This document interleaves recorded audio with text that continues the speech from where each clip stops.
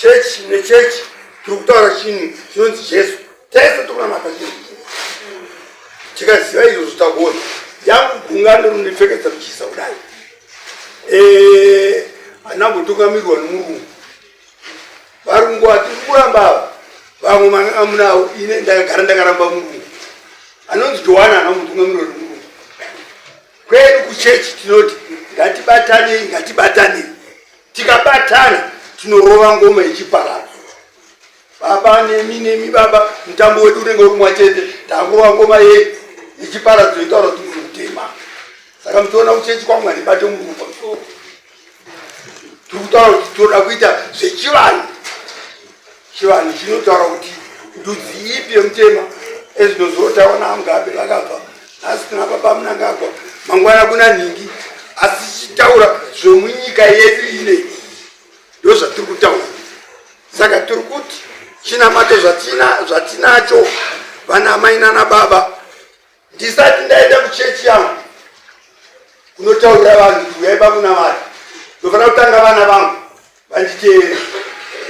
Piri ndakuenda kuchechi inondinzwa. Handifanire kuenda kuchechi unotaura vanoo vamwe vanhu vana vangu vasingadidzwa.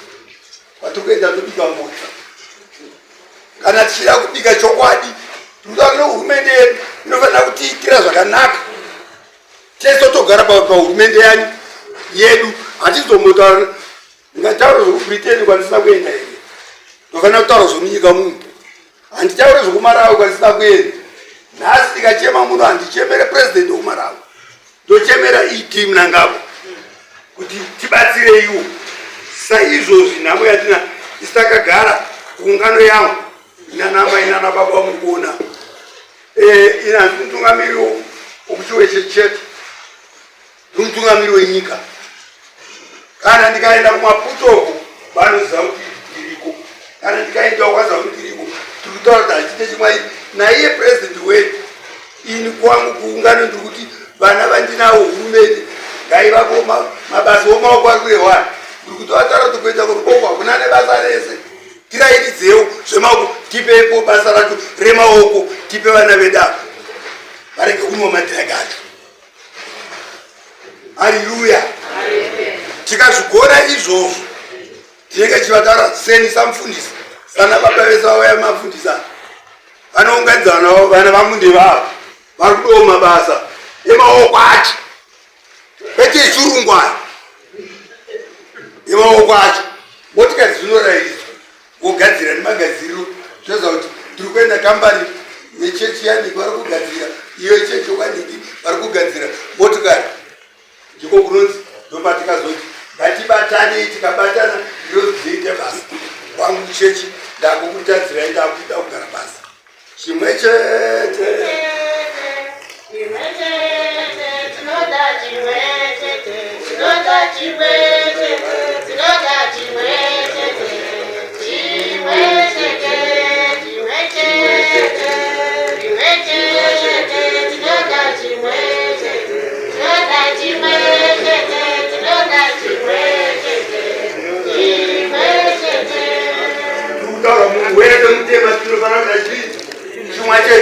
Mafundisi vatungamiri vanenge wenyu ngatiite chii?